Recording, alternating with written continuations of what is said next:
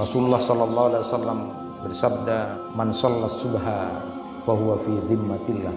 Siapa yang salat subuh maka dia berada di dalam jaminan dan perlindungan Allah Subhanahu wa taala. Orang yang disebut oleh Ibnu Abbas radhiyallahu anhu itu siapa orang yang disebut ahli zikir? Bukan kemudian hanya menampak-nampakkan, bukan itu. Tapi ahli zikir paling tidak di 5 keadaan itu dia melakukan zikrullah. Kapan itu? Yang pertama adalah itu tanda-tanda kiamat. Saat kemudian yataqarrabuz zaman, waktu itu semakin dekat, semakin kemudian terasa singkat. Loh, kok sudah maghrib? Loh, kok sudah Ramadan lagi? Itu berarti tanda-tanda kiamat.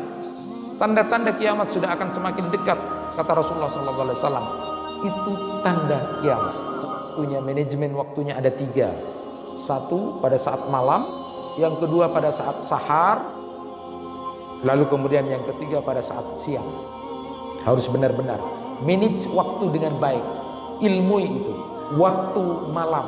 Waktu malam itu apa? Yang harus dilakukan adalah salat malam atau tarawih. Lalu kemudian dilanjutkan dengan tadarus Quran. Jangan pernah sia-siakan.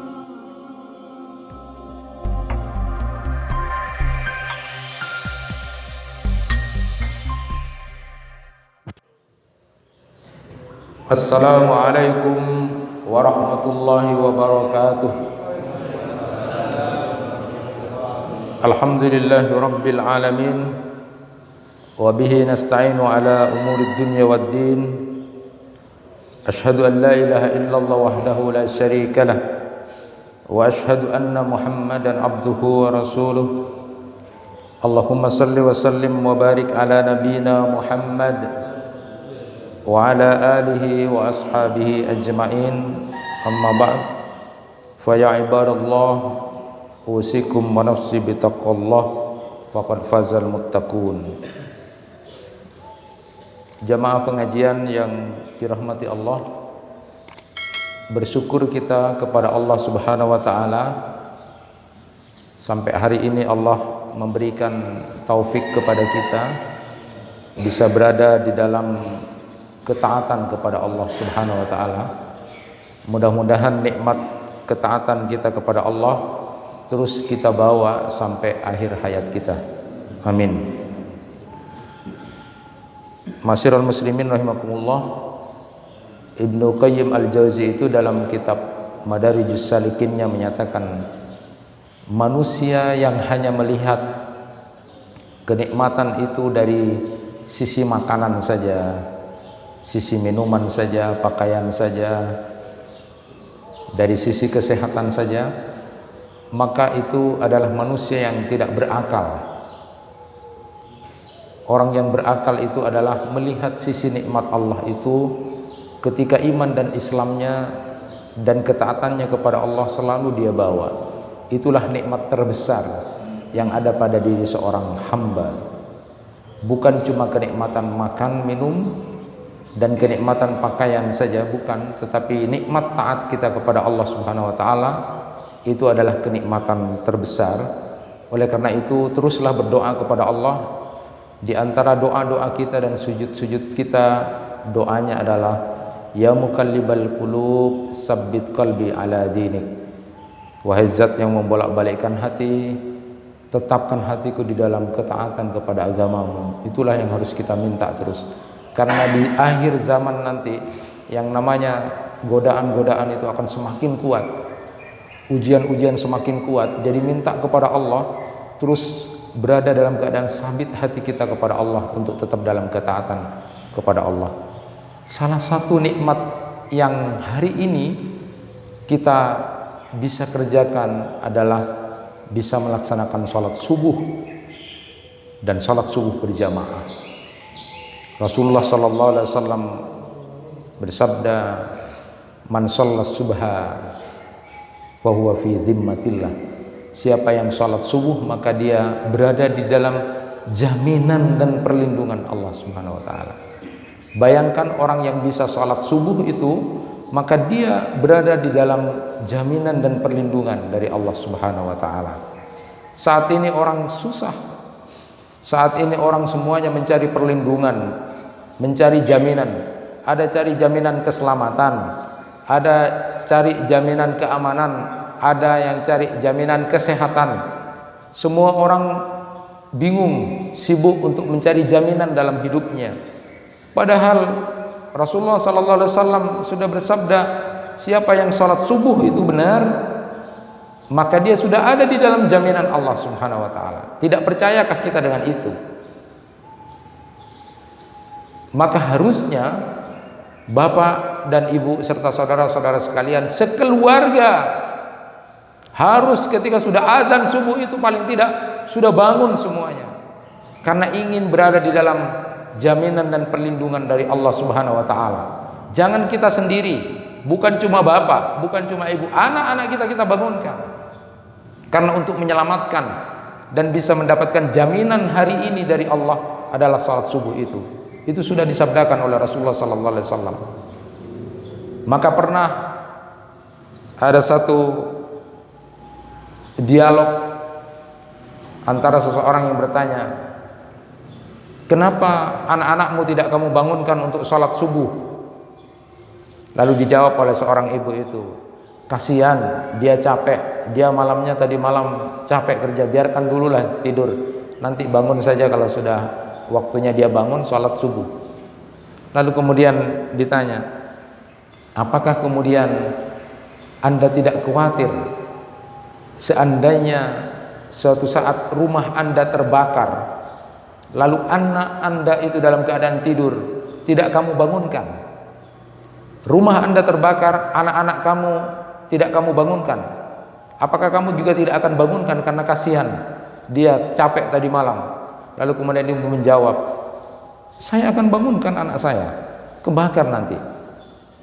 Maka kemudian oleh sang arif yang bertanya itu, apakah kamu tidak lebih takut kepada neraka Allah? Neraka Allah itu jauh lebih dahsyat. Lalu hanya dengan beralasan bahwa anakmu sedang capek lalu kamu tidak bangunkan. Apakah ketika saat itu kemudian Allah sudah membangunkan, sudah mengajak untuk selamat dari neraka, lalu dengan alasan capek tidak kamu bangunkan? Bangunkan anakmu. Sekeluarga kalau ingin dapat perlindungan dan jaminan dari Allah hari itu, dia harus salat subuh pada saat di awal waktu itu. Betul-betul ketika sudah azan semuanya harus bangun. Jangan karena kasihan, dibangunkan semuanya. Karena sudah ada jaminan dari Rasulullah SAW, siapa yang salat subuh itu maka dia akan dapat perlindungan dan jaminan dari Allah Subhanahu wa taala. Lebih dari itu kemudian di hadis yang lain disebutkan, man shalla subha fi jama'atin faka'annama shallal laila kullahu. Siapa yang salat subuh berjamaah maka dia seolah-olah malam itu seluruhnya dia salat. Itulah luar biasanya hebatnya orang yang melaksanakan salat subuh itu. Maka itu salah satu di antara kenikmatan yang diberikan Allah kepada kita. Di antara sekian banyak nikmat yang diberikan Allah kepada kita, bisa melaksanakan salat subuh, lalu kemudian salat subuh secara berjamaah. Sudah disebutkan oleh Rasulullah SAW bahwa orang yang salat subuh berjamaah itu dia akan kaya, jauh lebih kaya dari orang-orang itu. Orang-orang yang banyak punya harta itu jauh masih lebih kecil dibandingkan orang yang bisa salat subuh berjamaah itu. Inilah nikmat dari Allah Subhanahu wa taala yang tidak boleh kemudian kita hilangkan. Terus jadikan sebuah kebiasaan. Nanti orang yang biasa ke masjid melaksanakan salat subuh pada saat dalam kondisi gelap, Allah akan berikan cahaya kepada dia. Allah akan berikan perlindungan, Allah akan jamin hidupnya, dan Allah akan berikan nikmat surga nanti bagi orang-orang yang kemudian biasa dan bisa membiasakan diri untuk melaksanakan salat subuh berjamaah. Sekeluarga ajaklah ke masjid, ajaklah untuk melaksanakan salat jamaah, itu luar biasa. Ma'asyiral muslimin rahimakumullah, kalau sudah dijamin oleh Allah Subhanahu wa taala, maka tidak boleh ada keraguan. Sama seperti kemudian ketika Rasulullah sallallahu alaihi wasallam bersabda, "Idza kharajar rajul min baitihi faqal bismillah tawakkaltu 'ala Allah wala haula wala quwata illa billah." Qala yuqal hina idzin hudita wa ufita wa ukita.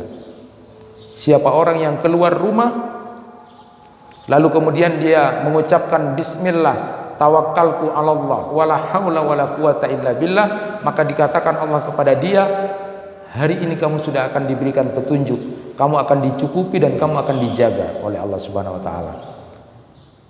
Maka setiap kita keluar dari rumah itu, melangkahkan kaki itu, sudah biasakan, sudah menjadi habit kita membaca bismillah, tawakkaltu 'ala Allah wala haula wala quwata illa billah.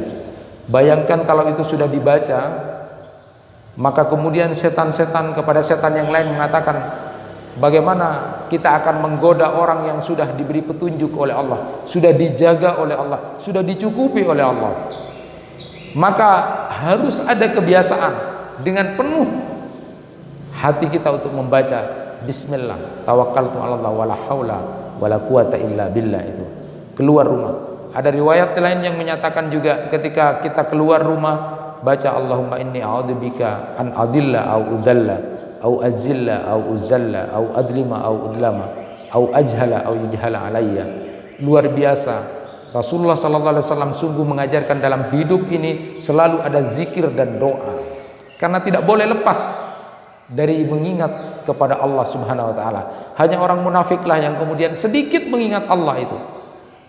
Orang yang banyak mengingat Allah itu karena setiap apa yang dia lakukan selalu ada zikir, selalu ada doa.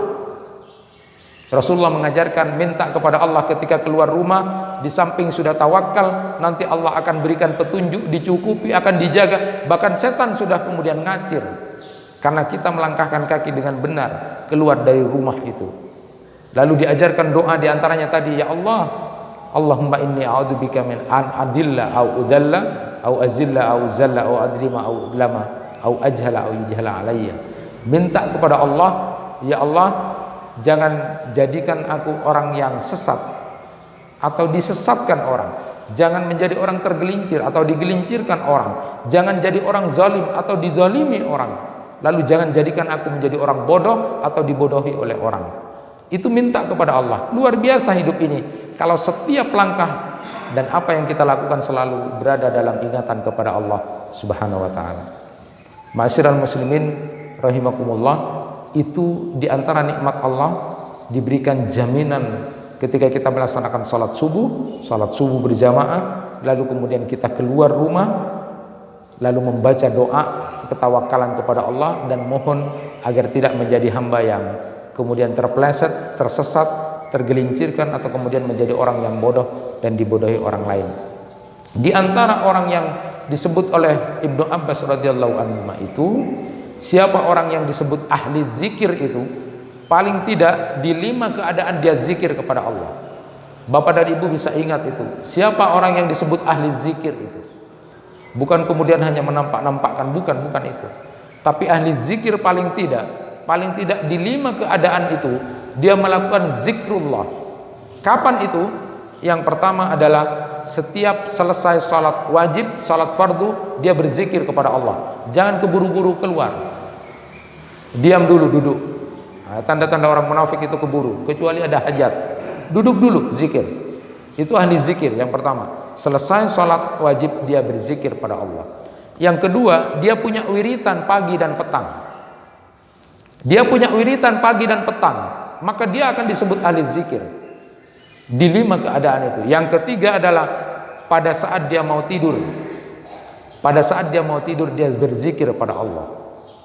Jadi tidak hanya sekedar tertidur karena nonton sepak bola gitu kan, tidak nonton televisi lalu tertidur. Tapi orang yang paham tentang zikrullah itu, orang yang kemudian mau tidur saja dia zikir pada Allah. Tertidurnya karena zikir. Jadi dia miring ke kanan, baca bismika Allahumma ahyi wa bismika amut, lalu dia zikir, terserah zikirannya, istighfar boleh, tasbih boleh, sampai tertidur. Maka orang itu kalau dia tertidur dalam keadaan berzikir kepada Allah sampai dia bangun, dicatat sebagai orang yang sedang berzikir. Hebat itu. Kalau tidur kita malam misalnya jam 10, jam 9, lalu kita tidur dalam keadaan berzikir, bangun jam 3 misalnya, maka selama kita tidur berapa jam itu dicatat sebagai orang yang sedang berzikir. Tidak ada orang yang kuat berzikir 5 jam, 6 jam itu masih dengan energi yang luar biasa. Tapi karena dia tahu ilmunya, orang yang kemudian mau tidur dia berzikir, dia zikir. Bangun dari tidur yang keempat, bangun dari tidur dia juga berzikir kepada Allah Subhanahu wa taala. Lalu kemudian yang kelima adalah setiap dia keluar rumah dia berzikir kepada Allah. 5 keadaan ini orang itu selalu melakukan zikir kepada Allah, maka disebutlah tergolonglah dia termasuk orang yang ahlu zikir. Luar biasa. Dan ahlu zikir itu adalah termasuk hamba yang dicintai oleh Allah Subhanahu wa taala. Lebih dalam lagi, ada satu riwayat yang menyatakan suami istri yang bangun di tengah malam, dia bangunkan istrinya, dia bangunkan suaminya untuk melaksanakan salat malam sendiri-sendiri atau berjamaah, maka dicatatlah 2 orang suami istri ini sebagai hamba Allah yang ahli zikir. Apa tidak berbahagia orang yang kemudian mengajak istrinya jam 2 malam, jam 3 malam, mama sholat, papa sholat, umi sholat, abi sholat, sendiri-sendiri atau berjamaah, maka saat itu 2 orang hamba Allah ini dicatat sebagai ahli zikir. Dan kalaupun kemudian Allah mencabut nyawanya pada saat setelah subuh, maka disebut dia tergolong orang yang ahli zikir.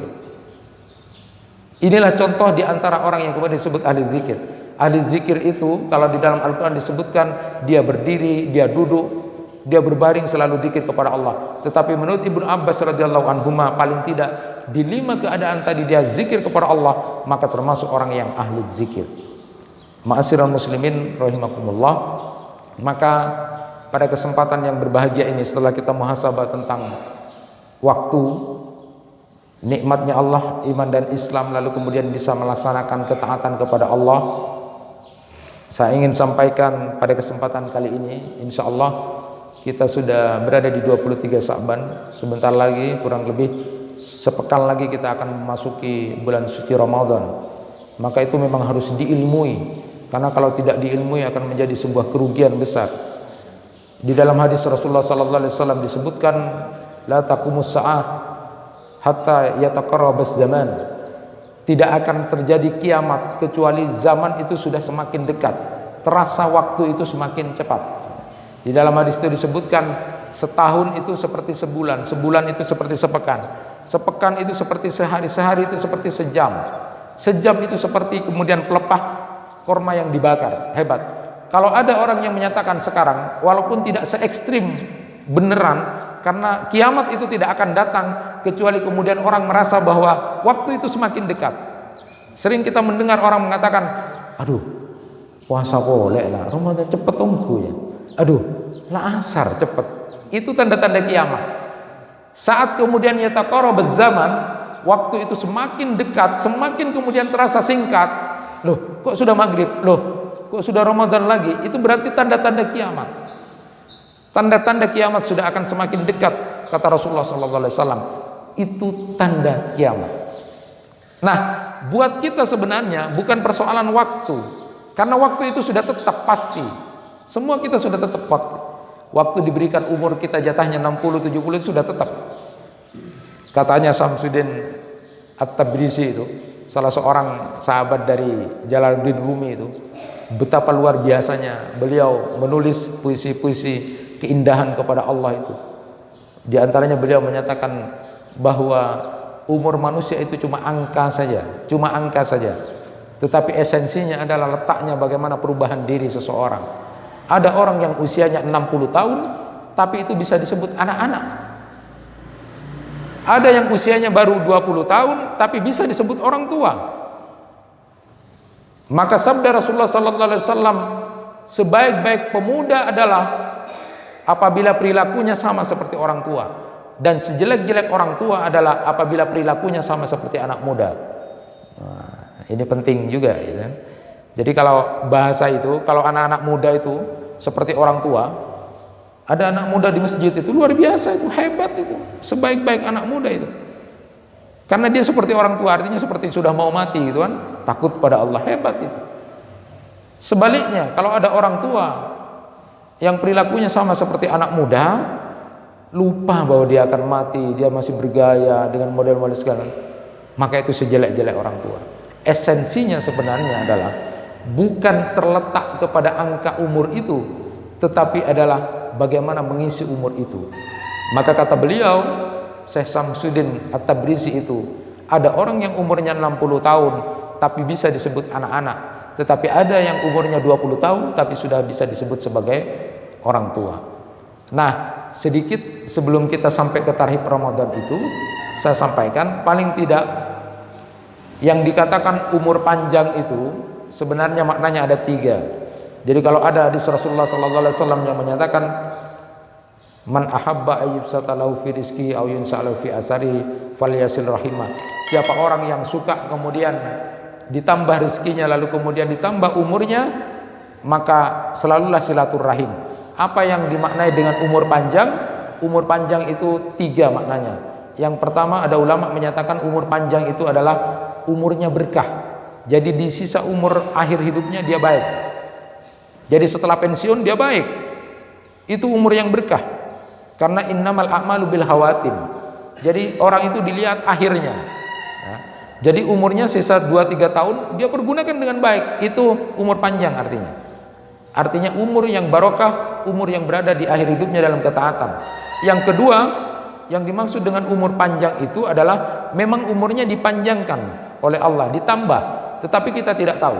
Yang jatahnya biasanya misalnya 60 tahun, tapi karena dia rajin silaturahim, maka kemudian ditambah oleh Allah 10 tahun menjadi 70 tahun. Tetapi kita tidak ada yang tahu masalahnya. Jadi memang ditambah oleh Allah.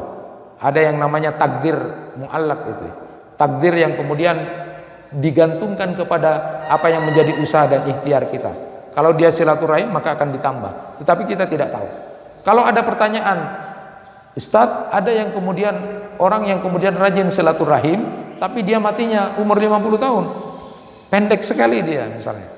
Maka bisa dijawab, barangkali ketika dia tidak rajin silaturahim, maka sesungguhnya umurnya dia meninggal di usia 35, tapi karena dia rajin meninggal masih di usia 50. Yang jelas kalau kemudian dia kemudian rajin silaturahim, maka akan ditambah umurnya. Memang ditambah, tetapi kita tidak tahu.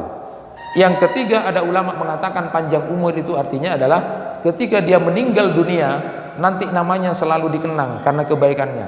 Itu umur yang panjang. Ya, walaupun ini pendapat dari Qadhi bin Iyad ini tidak terlalu kuat, tetapi maknanya kalau dia mati selalu dikenang. Jadi itulah juga yang diminta oleh nabi-nabi di dalam Al-Quran itu, minta kepada Allah agar akhir hidupnya itu nanti selalu dalam keadaan selalu dikenang dalam kebaikan. Ma'asyiral muslimin rahimakumullah. Lalu bolehkah kita berdoa minta umur panjang? Berdoa minta umur panjang itu ada 3 pendapat ulama. Yang pertama, ada yang tidak membolehkan, makruh hukumnya berdoa minta umur panjang. Didasarkan pada riwayat Ummu Habibah, istri Rasulullah SAW, ketika suatu saat beliau berdoa, ya Allah, panjangkan umurku bersama Abi Sufyan dan saudaraku Muawiyah. Setelah berdoa, mudah-mudahan dipanjangkan umurnya bersama Rasulullah. Lalu ketika Rasulullah mendengar itu, Rasulullah kemudian mengatakan kepada Ummu Habibah, tidak perlu berdoa sesuatu yang sudah pasti. Tidak perlu berdoa sesuatu yang sudah ditentukan Allah sebelumnya. Mintalah kepada Allah, selamatkan dari siksa kubur dan siksa neraka. Itu jauh lebih baik. Itu kata Rasulullah. Inilah dalil yang menunjukkan bahwa makruh hukumnya berdoa untuk umur panjang. Yang kedua, ada pendapat ulama yang menyatakan boleh berdoa umur panjang. Didasarkan pada riwayat ibu dari Anas bin Malik meminta kepada Rasulullah agar Anas bin Malik itu didoakan.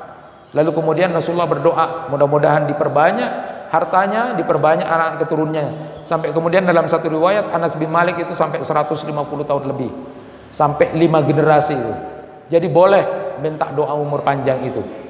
Nah, yang ketiga, pendapat ulama menjembatani 2 hal yang berbeda ini, ada yang memakruhkan, ada yang membolehkan.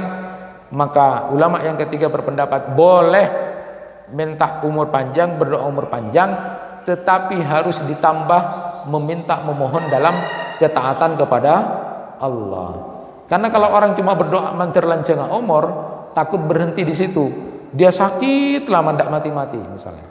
Karena dulu dia minta umur panjang. Tapi mintalah kepada Allah, umur panjang itu adalah umur di dalam ketaatan kepada Allah. Jadi tidak hanya sekedar mencerlancenga umur, tidak berhenti di situ, tapi harus ada tambahan di dalam ketaatan kepada Allah. Ini hati-hati. Bahkan Rasulullah pun setiap selesai sholat wajib berdoa kepada Allah agar dihindarkan dari ardalil umur. Ardalil umur itu adalah umur yang tidak produktif, umur yang menyusahkan keluarga. Jadi berdoa kepada Allah, ya Allah, kemudian jangan sampai berada di posisi ardalil umur. Ardalil umur umur yang tidak produktif, jadi menyusahkan keluarga. Nah, makanya di dalam kehidupan beliau saat beliau mau meninggal itu tidak lama, ya.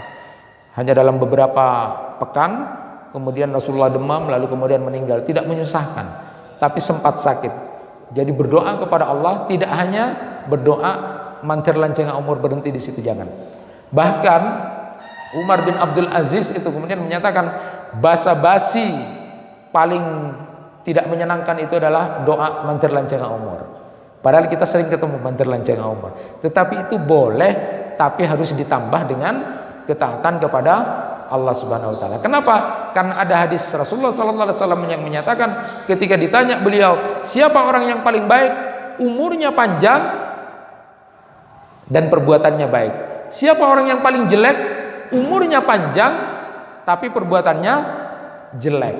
Jadi hati-hati, berdoanya itu adalah minta umur panjang di dalam ketaatan. Jadi boleh dengan Allahumma tawwir umuri fi ta'atika. Ya Allah, panjangkan umurku di dalam ketaatan kepada Engkau. Kalau dalam bahasa Madura itu lanceng partobetan. Jadi harus ditambah. Jangan cuma mantir lanceng umur berhenti.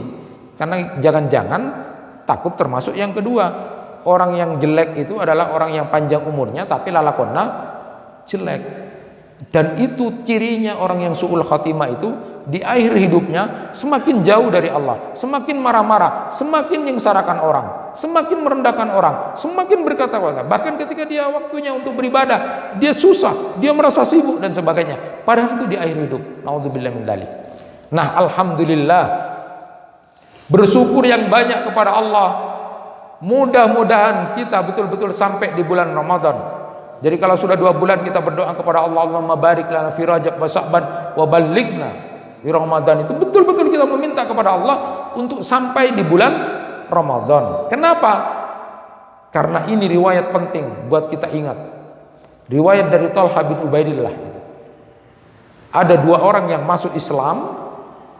Yang satu ini mati setelah masuk Islam, sama-sama semangat dia untuk berjihad kepada Allah, berperang. Satunya mati syahid, mati di peperangan.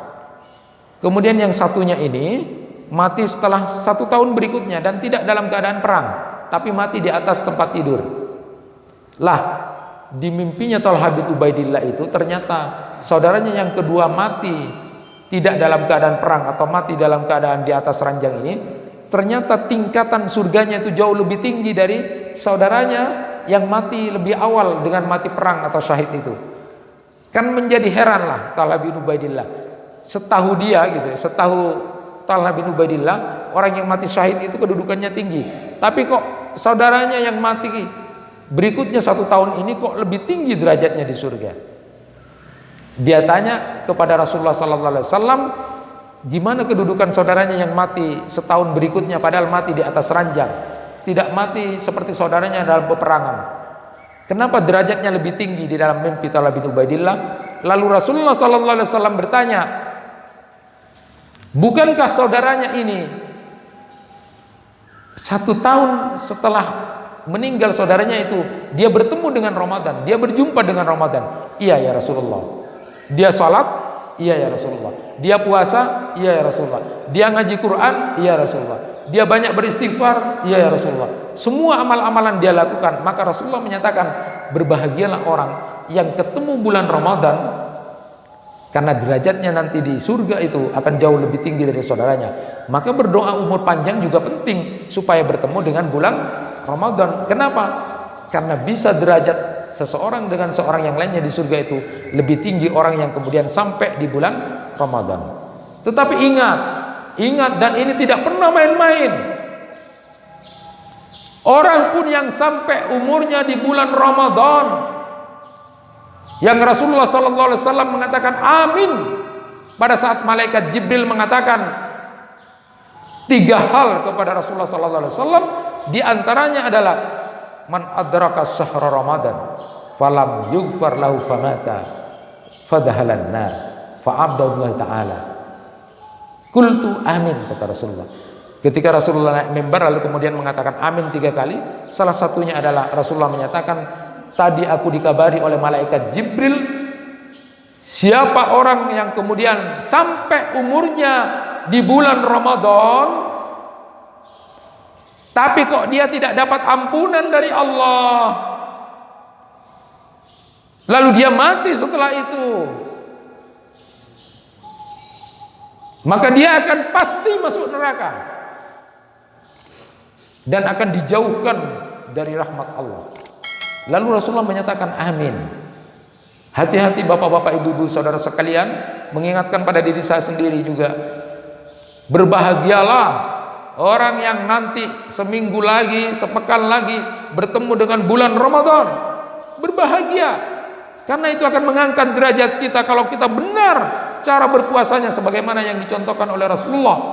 Tetapi hati-hati orang yang kemudian umurnya sampai di bulan Ramadan tapi kemudian tidak berhasil dapat ampunan, tidak dapat maghfirah, tidak dapat af dari Allah, maka dia akan menjadi orang yang paling celaka hidupnya.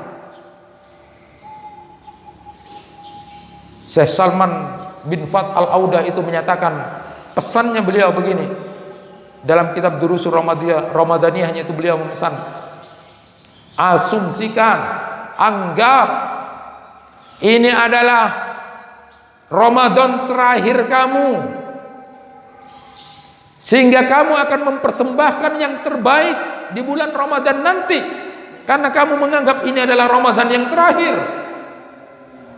Syekh Saleh Al-Munajjid mengatakan, jangan sampai menyesal orang yang di akhir Ramadan nanti baru dia menyesal karena dia merasa kurang maksimal dalam Ramadannya, karena tidak dapat ampunan, karena setiap harinya pada waktu melaksanakan puasa banyak futur, banyak kemalasan padahal itu kesempatan. Jangan sampai menyesal. Terakhir kemudian Dr. Aid Al-Qarni itu dalam Zadus Sa'imnya mengingatkan kepada kita, bersungguh-sungguhlah kita mengetuk dan berada di pintu Ar-Rayyan. Bersungguh-sungguhlah kita memastikan diri, berusaha untuk mengetuk pintu Ar-Rayyan yang hanya disediakan kepada orang-orang yang berhasil dalam puasa. Bapak dan Ibu, belajarlah mengilmui tentang Ramadan ini. Saya ingin gambarkan sedikit, berapa menit saja. Paling tidak puasa Ramadan itu waktunya, manajemen waktunya ada 3. Satu pada saat malam, yang kedua pada saat sahar, lalu kemudian yang ketiga pada saat siang. Harus benar-benar manage waktu dengan baik, ilmu itu. Waktu malam, waktu malam itu apa? Yang harus dilakukan adalah salat malam atau tarawih, lalu kemudian dilanjutkan dengan tadarus Quran. Jangan pernah sia-siakan salat malam, lalu kemudian tadarus Quran.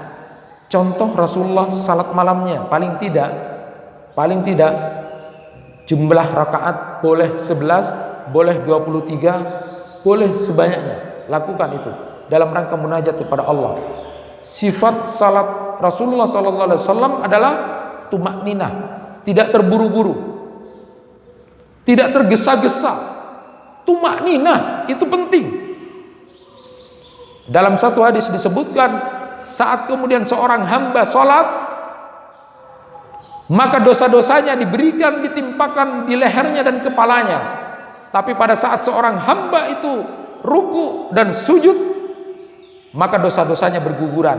Artinya jangan cepat-cepat bangkit dari ruku dan jangan cepat-cepat bangkit dari sujud, karena pada saat itu gugur semua dosa-dosa kita. Bagaimana kemudian kita salat kemudian ruku dan sujud cepat? Tumakninah, dosa-dosa kita akan berguguran saat ruku dan sujud. Itu sabda Rasulullah. Seorang hamba yang kemudian berdiri untuk melaksanakan salat, maka didatangkan semua dosa dan kesalahannya lalu ditimpakan kepada kepala dan pundak-pundaknya. Tetapi saat dia ruku dan sujud, berguguran dosa-dosanya. Jangan terburu-buru. Tumakninah itu lebih penting. Saat kita kemudian merasakan dekat dengan Allah. Salat malam, tadarus Quran boleh. Target paling tidak 1 kali khatam. Syukur kalau bisa 2, 3 kali, 5 kali. Paling tidak 1 kali khatam. Berarti 1 hari 1 juz. Paling tidak. Nah, malam itu pun ketika kita akan tidur, seperti yang saya sampaikan tadi, berzikir kepada Allah. Nah, begitu kita berzikir dalam keadaan tidur, dicatat sebagai orang yang sedang zikir.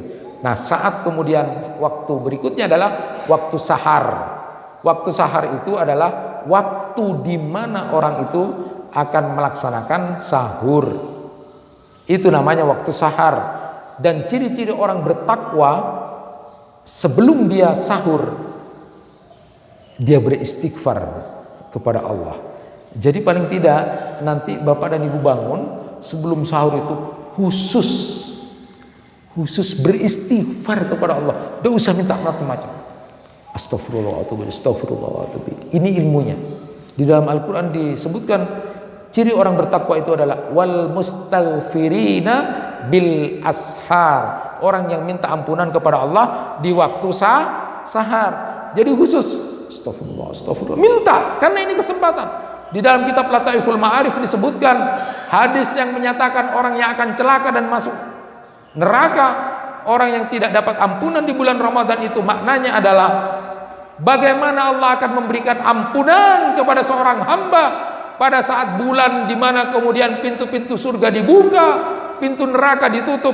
Kok dia tidak dapat ampunan dari Allah saat setan sudah dibelenggu, apalagi di bulan-bulan yang lain. Saat bulan Ramadan yang sudah dibuka itu kesempatan luar biasa, ternyata tidak dia dapatkan afu dari Allah. Nah, setelah itu salat subuh berjamaah, baca kemudian tadarus, nunggu kemudian salat suruh, boleh kemudian salat duha, lalu beraktivitas bebas. Yang penting menjaga semua anggota badan kita jaga, puasakan juga.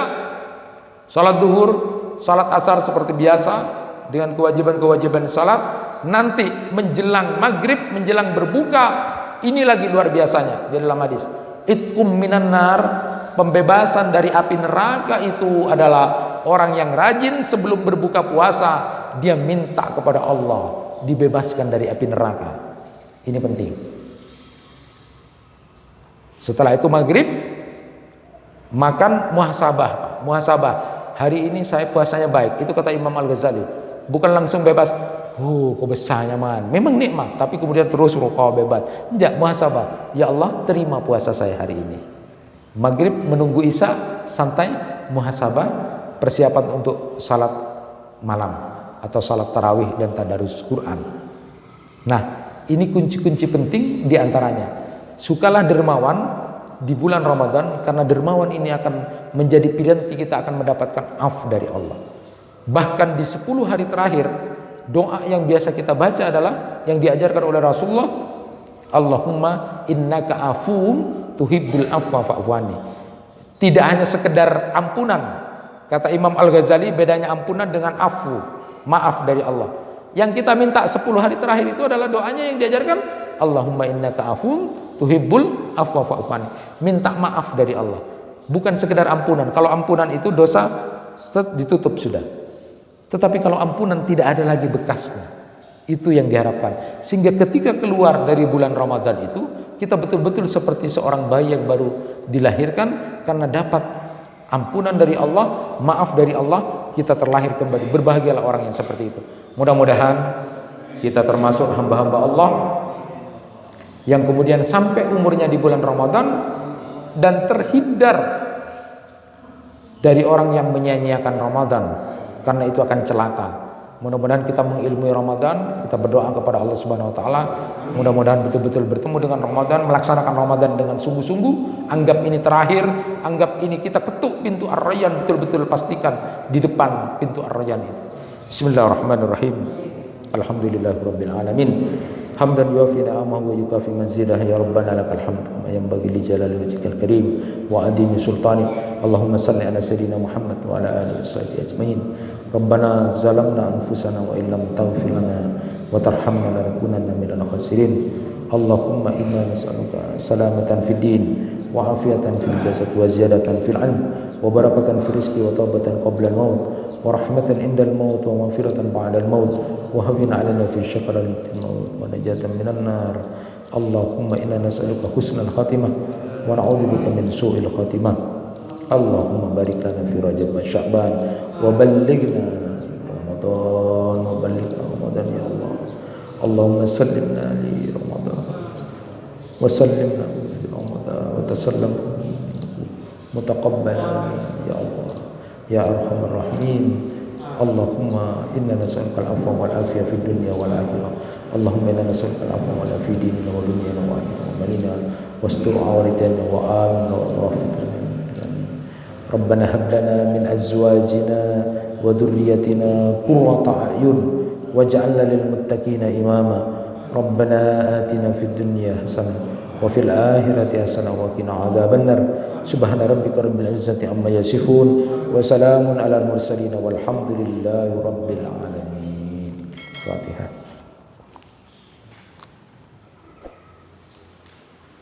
Kurang lebihnya mohon maaf. Assalamualaikum warahmatullahi wabarakatuh.